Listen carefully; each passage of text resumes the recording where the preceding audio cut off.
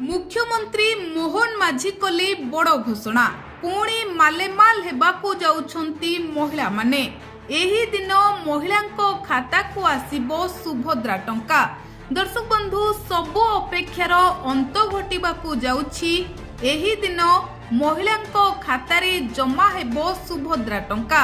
तेबे महिला माने एबे मोबाइल धरी मेसेज को अपेक्षा करिसंती केबे महिलांको खाता को आसीबो सुभद्रार 5000 टंका। तेबे दर्शक बंधु आपण माने जानिले खुशी होइजिबे।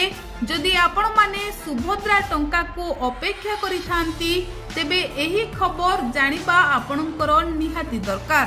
कारण मुख्यमंत्री मोहन माझी करिसंती बड़ घोषणा। आउ अधिक दिन नुहे एही दिन महिलांको खाता को आसीबो सुभद्रा टंका। तेबे जो महिला माने सुभद्रा टंका को अपेक्षा करिथिले सेमानंको दीर्घ दिनर अपेक्षार अंत घटिबाकू जाउछि। सुभद्रा हिताधिकारींको पई खुशी खबर। आसंता 18 तारिख भितरे मिलिबो सुभद्रा टंका। सोमवार मुख्यमंत्री निजे घोषणा करिसंती। तेणु खूब शीघ्र हिताधिकारींको मिलिबो सहायता राशि।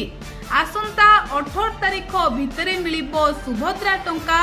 एने मध्य सूचना देइछंती उप मुख्यमंत्री प्रभाती परिडा।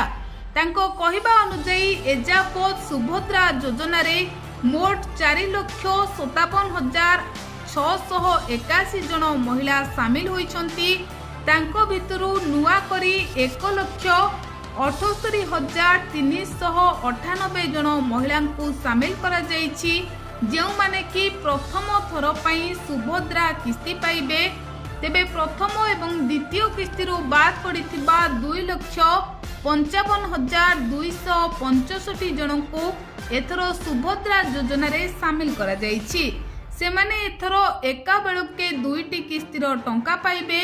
सेहीपरि अभियोग सुनानी रे 24,018 जन हिताधिकारी को सुभद्रा रे सामिल करा जाइछि। मोट 250 कोटी टंकार सहायता राशि खाता को जिवो।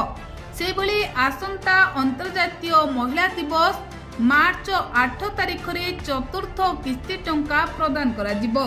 तेबे दर्शक बंधु एही खुशी खबर आसीबा परे महिला माने खुशी होई पड़िछंती।